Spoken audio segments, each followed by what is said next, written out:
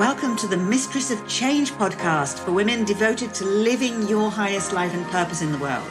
These conversations are about activating your personal power to ignite your unique genius, your quintessential style, and your potential for greatness, vitality, and abundance. Do stay tuned till the end to find the resources and the gifts we have for you, and make sure you take action on the world-class advice. And now, enjoy the podcast.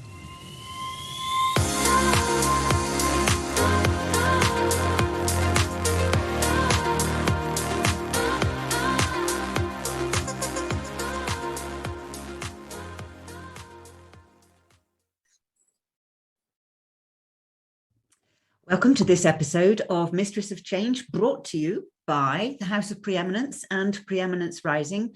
I am, of course, your host, Jenny P. It is the summer of 2022, and I think we're just all in need of a lot more simplicity and a lot more ease in this complex, very, very challenging world at the moment.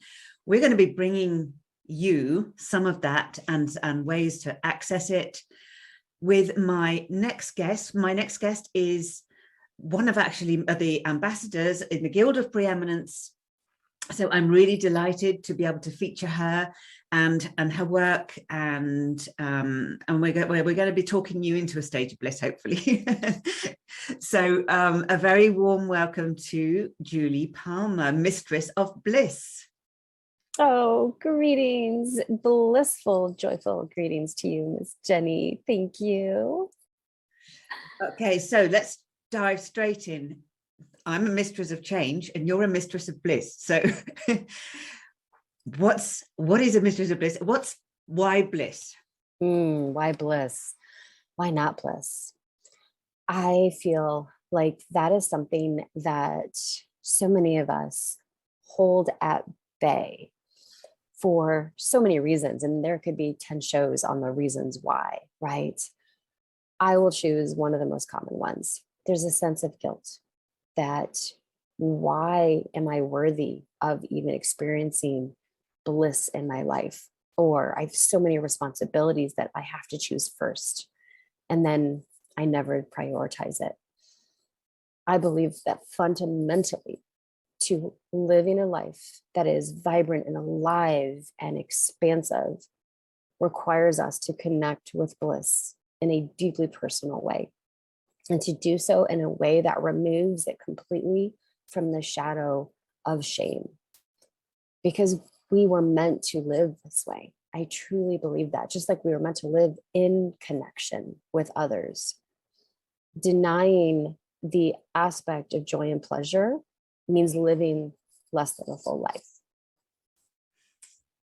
So we were totally singing from the same hymn sheet on that, as bliss is a third of my Trinity code work. So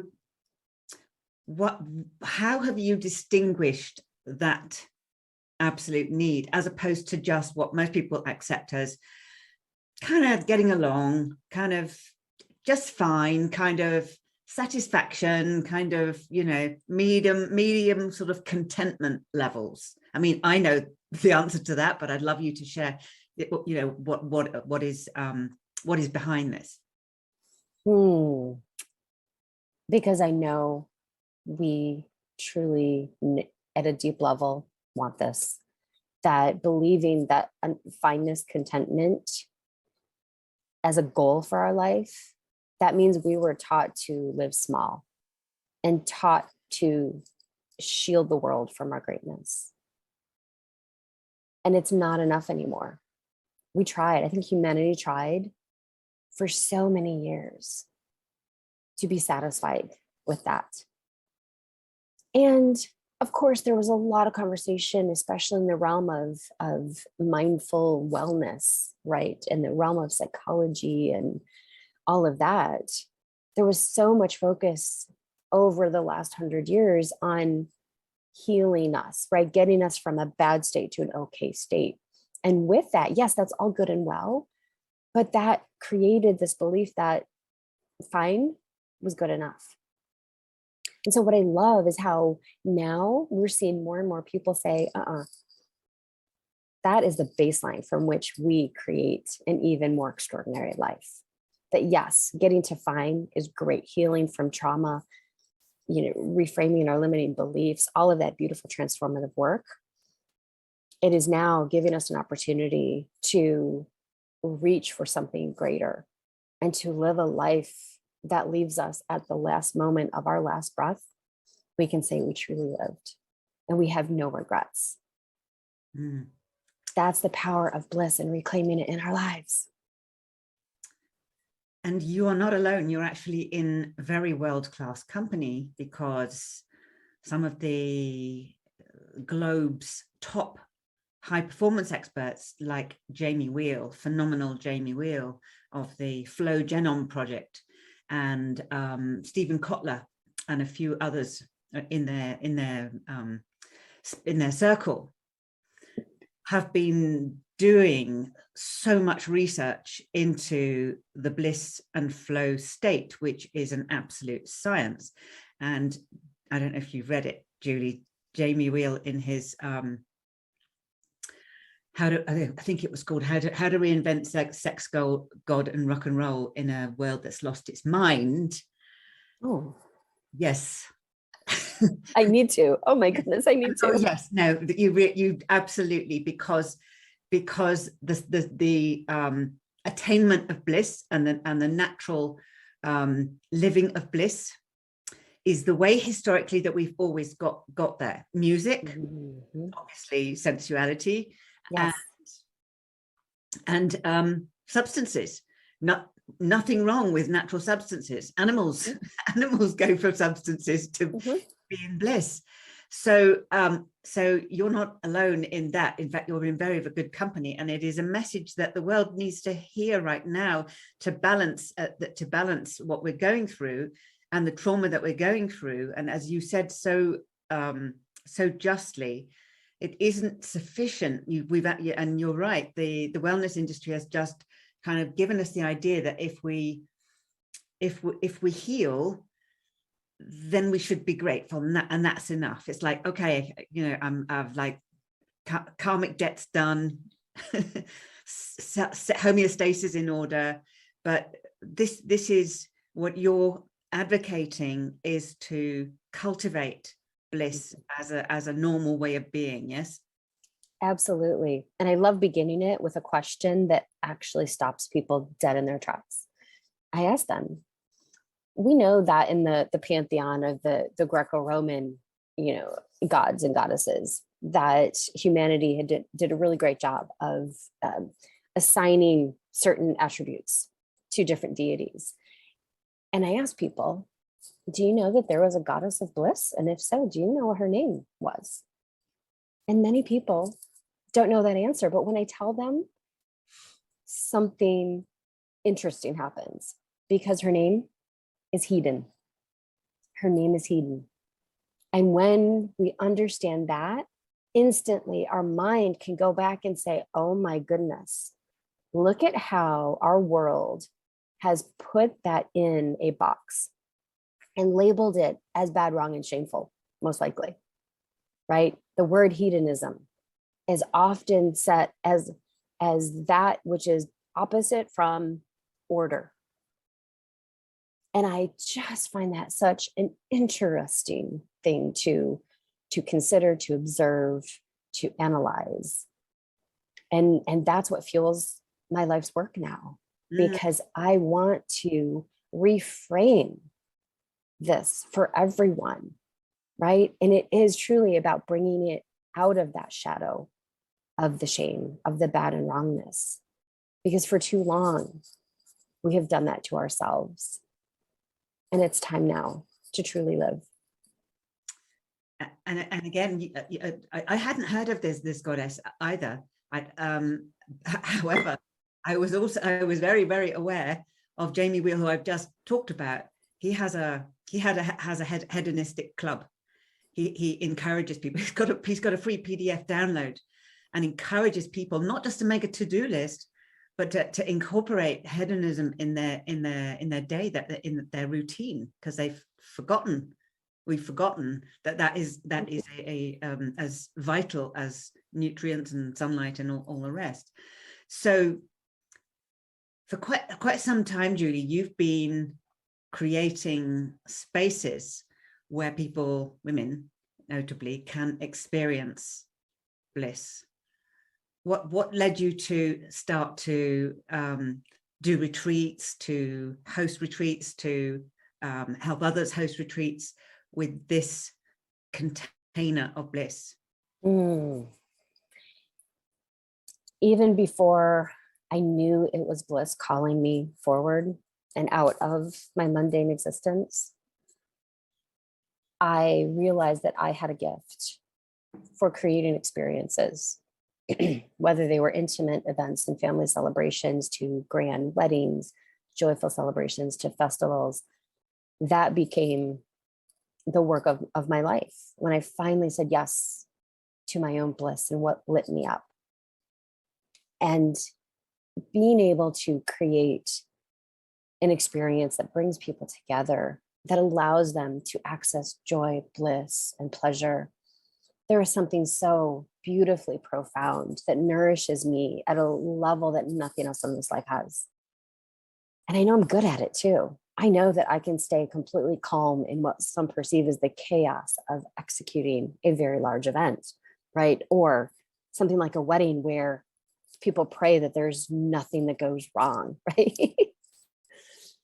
And being able to hold space for others in these beautiful, exquisite containers is something that I believe is really sacred for me.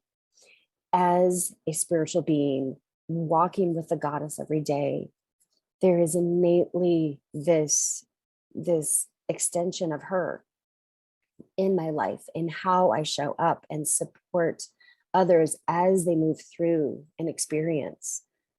And that's how I show up every single time. And I believe that's why people started referring me again and again and again to others, because they may not have been able to quite put a finger on it, but yet they knew, like, wow, how Julie shows up.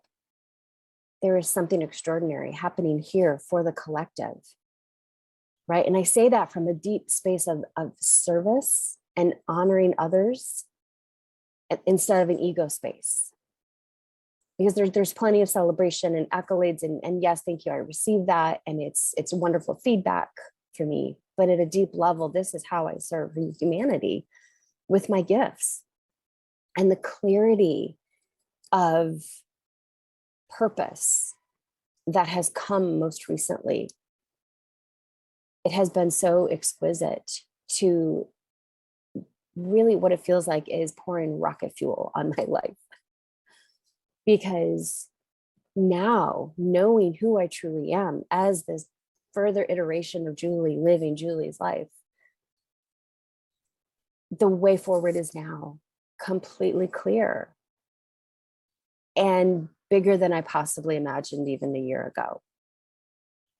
And so for me, it's being so curious about what else can I do? What else can I do? And how can I be in such a way that gives more beautiful souls access to these blissful experiences so that they find a way then in their own life to say, I can say yes to this any way that lights me up, big or small, hereafter. Yeah, amen to that, and a women too. And as we've been working together on that expansive vision, I would love for you to share that vision of the Blistivals. Let's talk it into being. Yes, let's. I felt within me really nourishing that part of me that just said there's something so much bigger and expansive, right? That I was going to be dancing in these bigger realms of these bigger experiences. And with the goddess giving me this mistress of bliss, beingness, and this gift of knowing who I truly am, that I had to create a name for it that really encapsulated it for what it truly is. And it is a beautiful guiding force now for me to say, I am creating blissables for people. And it's different than a festival. Yes, of course, there will be elements, of course, hence the name, right? But it gives me and others permission to do it differently. And the very first one I want to do is to take people into a blissful experience that is absent the heavy electronic, loud, chaotic, but joyful aspects of most festivals. And I want it to be a very unplugged and peaceful, blissful, healing, connecting experience. And I love the vision because I'm such a visual creatrix. The vision of beautiful souls gathering, yes, in large spaces, right? Great numbers, but collectively meditating, healing the earth together through the vibrational work, the art that can be experienced in this peaceful, blissful state, the deep heart-centered connections that can form in a silent dance, right? There are so many different ways that this is taking shape, and it's perfect under this beautiful guiding element of bliss. And after that, these divine downloads started to just completely show up. I've got probably 5 or 6 other concepts now, completely different, because that's what I want. Because when we ask anybody, what does accessing bliss look like to you? We're going to get a different answer every time. And I want to honor that in what I create, so that for those who say, yes, give me something that's unplugged, where I can rest and renew, but then give me something else where I can explore all the vibrancy of life in color and shape and art, right? That's a different energy altogether, but still blissful. So there it is. There it is. Tickets online soon. Tell me, I'd love to know in your story what it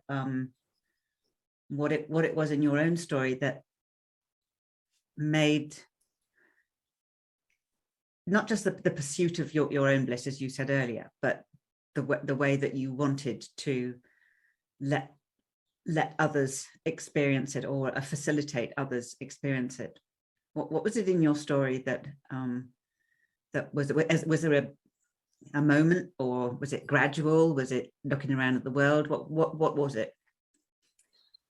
There was a moment, and it was all the way back when I was 16 in high school. And the assistant principal saw something in me that I did not yet see in myself. And as a sophomore, right, younger than most of the school, he asked me to organize homecoming, which in a small town in Midwestern America, that is a big deal and has lots of moving pieces and parts, both for students and alumni and all the rest. And I said yes. I responded to a teacher, mentor in my life who saw something in me, and my soul said yes. And I went on for the next 3 years to organize homecoming, and it had never been better. I will proudly, joyfully say that. That's where it all started, though. And it unleashed this knowing of my gifts and what lit me up, right? What created bliss for me. And then it took 25 years before I finally said yes to do it fully in my life and in my business. That is so fascinating. That is so fascinating how we see those patterns so early in life that we're not equipped to know what it means in our evolution. So as we're kind of in this space of talking about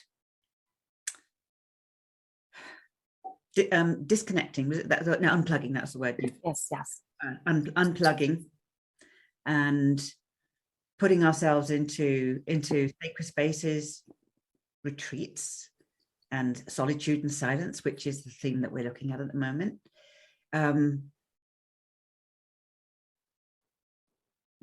What is it that fascinates you about retreats for women, and also the work that you're going towards, the other work you're going towards, which is teaching other women how to hold blissful spaces? What speaks to my soul about retreats in particular is how exquisitely perfect it is for an intimate group of somewhat aligned humans to experience both the exquisite luxury of their surroundings as a container for doing some transformational work. That is the perfect spot for retreats to play in our lives, because the intimacy allows us to be vulnerable and to actually do the work. And that's important. It's really important to create a safe space for that kind of work to happen, because no matter how big or small, there is this level of looking at the parts of us that are not going to allow us to access what we want in our lives. And that can be hard sometimes. But when we do it in a space where we know we are completely safe and held and nourished, it makes it a little bit easier. It really, really does.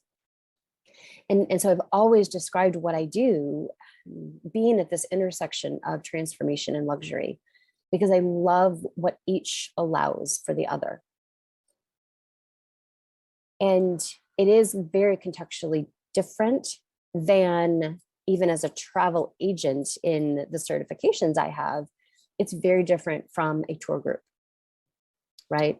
It is so completely different. And one, in a retreat setting at some beautiful location around this world, within that intimate work that we're doing, there also is this opportunity to fall in love with one's surroundings and the culture and the people in that beautiful location. But we come at it with a very different energy. And in that, I believe there is a beautiful, exquisite connection to how we approach world peace. And I know I'm really bold when I say this, but I mean it. I really, really mean it. That it takes connection and empathy and understanding and setting aside our egos to connect in a beautiful way to the places where we travel. And when we show up in a way that nourishes a heart connection, that's where we find a pathway to peace. Retreats for all. So retreats for all is just not a bad idea at all, because in ancient times that's exactly what people did. I'm sure that a lot of our audience are change makers and women entrepreneurs, heart-led and soul-led women entrepreneurs who dream of creating a retreat, no idea how to go about it. What would you say to them? I would say stay in your zone of genius, because that's how you are here to serve. And then link arms with those who can teach you how to do the other in a way that still allows you to feel ease and joy and bliss, right? And this is keeping anxiety, especially, at bay.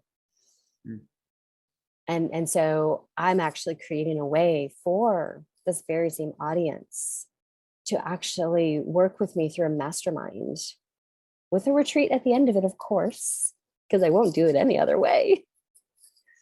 But that actually teaches them through this whole process all of the elements that are included in designing a retreat. Now, it is often more complex than people realize. There is inherent risk that has to be handled as well. And I help people understand how they can do that. And it's important because when we are holding space for others and leading them through an experience, safety and security are the absolute number one requirements. And there are things that we must think of that some people don't when it comes to hosting retreats. And I have that knowledge and I want to gift it to others in a way that allows them to learn while they are in the creation energy themselves. So that when they finish the program, we come on retreat together, because you have to, I believe you have to experience a retreat before you can host one for others. Each beautiful soul will emerge with their own retreat that they have designed. And I will be there to support and guide and share my wisdom, but they get to feel the ease in making it happen. Well, as the world opens up again gradually, and we lean towards this nourishing way of rebalancing our lives as in the context that we find ourselves, which is what we talked about right in the beginning, I can see how your work has a much bigger context. You mentioned luxury, and some people listening might think, well, this is just for, you know, kind of six-figure earners who can afford that sort of thing. Can we speak into making this available for everybody, and that change makers can consider that very objective as being important to allow people to experience retreat and all the beautiful benefits that you're outlining? Absolutely, because it is more accessible than some people think. And what I love is how I support people in understanding that numbers are a very important piece of this as a retreat host, because I choose the yes and model of making it accessible and also giving the host an opportunity to make some money, because there is an incredible amount of what a host invests in creating the retreat. And the energy flow requires that they also receive revenue. And it's really a fascinating conversation to look at how you weave in the required elements that you desire for the retreat, how that hits the bottom line, right? As you're looking at your expenses, but then how you can play with all of those numbers and find the sweet spot of an affordable retreat price that also nourishes you financially as the host. And I love opening people up to that possibility, because more often than not, what I hear a coach or a healer say is, with their first retreat especially, well, if I just break even, that'll be good enough. Well, I have a different definition of break even. And that is my gift to those I serve, because break even means even your revenue is part of that calculation of expense, so that when you do really break even, it means you've been paid and everyone else has been paid. And that's important. That is important as we do the work of opening up to more and more abundance in our lives. These are the kinds of conversations that are necessary, because there's more than enough for everybody. And the outcome of a retreat for an individual can be so life altering that the price has nothing to do with it anymore. Right? Yeah, that is so true. That is so true. It's where most women say that they experience profound change is when they're on retreat or even in group group transformation. Yes. Something about the group setting. Mm-hmm. So anybody listening who dreams of that and thinks that it's really, you know, far down the road, is really, I encourage you to contact Julie and start to discuss it, because she's very experienced and she's coming on board our preeminent retreat. So that's going to be exciting. And that this isn't just a thing that you do when you get to a certain positioning in your market. That what I'm hearing from you is your enormous loving heart is this is a way of spreading more bliss to people, who then subsequently spread more bliss to people, because they go, they return transformed and able to access bliss and rested and inspired and all of those amazing things that can happen. So yeah, the ripple effect is exponentially powerful. It really, really is. And it requires more than just taking people through an experience and sending them home, right? And we know this from any weekend conference that gives us, nuggets for living life. It's really easy to go back into the mundane of just enoughness. And so I also believe part of the beautiful way that I serve and that people deserve is how they are continually held after their retreat is over. Because that's where we continue to nourish them, give them an opportunity to stay deeply connected to their new best friends, because that, of course, is a beautiful outcome of these types of experiences. And that beautiful community experience afterwards is how we see the changes become habits in their life. And it's so important. It's so important integrating the experience and then using it to fuel new actions, new ways of being in their lives requires that piece. So the way I do it and what I absolutely teach others is all of this TLC before and after are so important.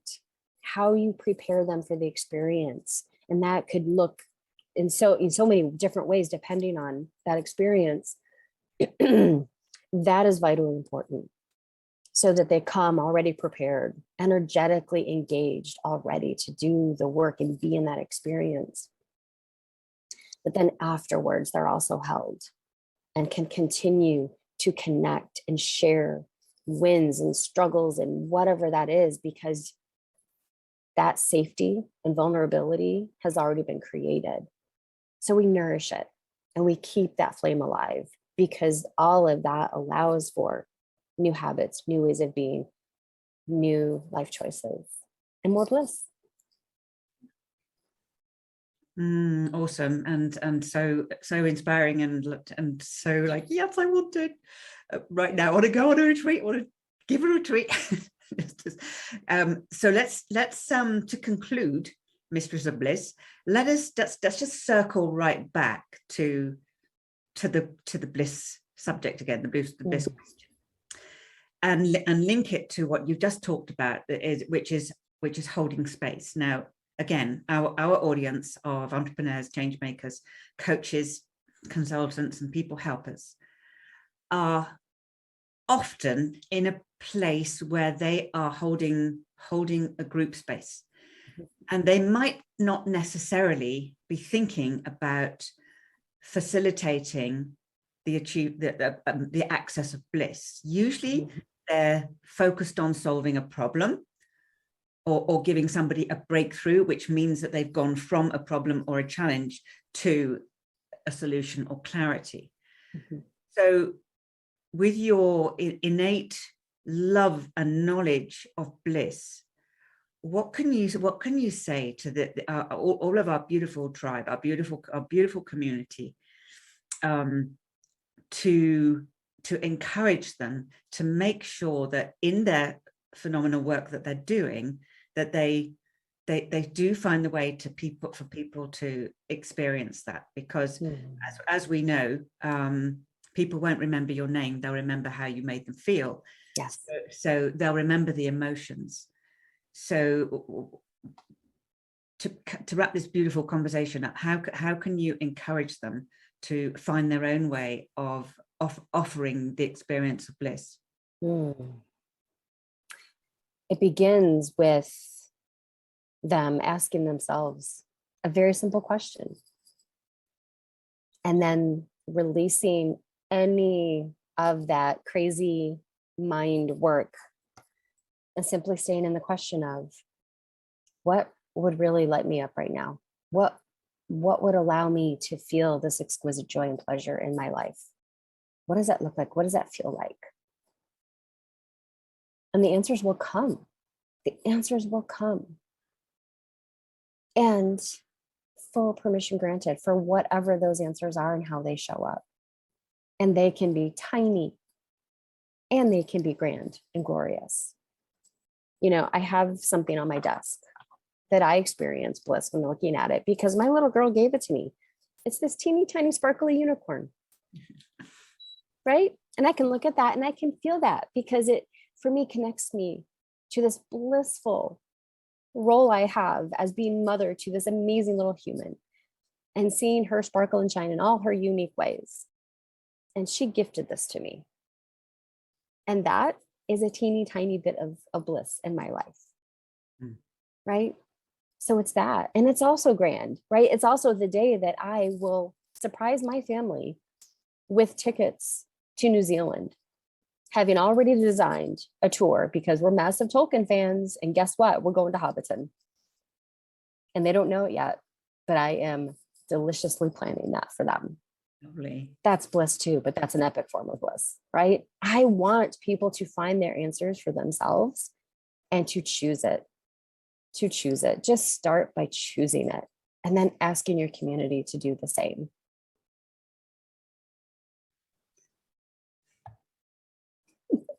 Pure bliss. Pure bliss.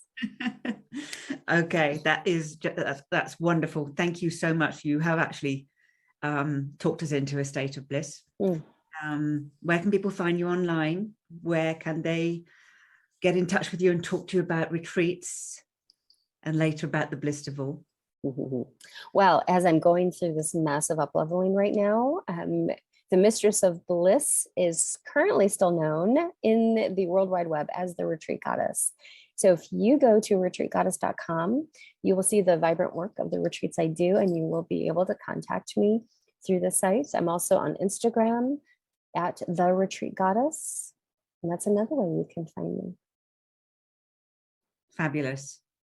Okay, well, wherever you are out there in the world listening to this, this is the hub to experience and to give retreats and to help other people experience bliss. So thank you so much, Judy Palmer, Mistress of Bliss, for coming in and talking us into this really sacred and very vital place that we all need. It's been it's been bliss. It has been bliss. Thank you for letting me dance in bliss with you. It's been a true joy and pleasure of mine. Okay, we keep dancing. Yes, we do.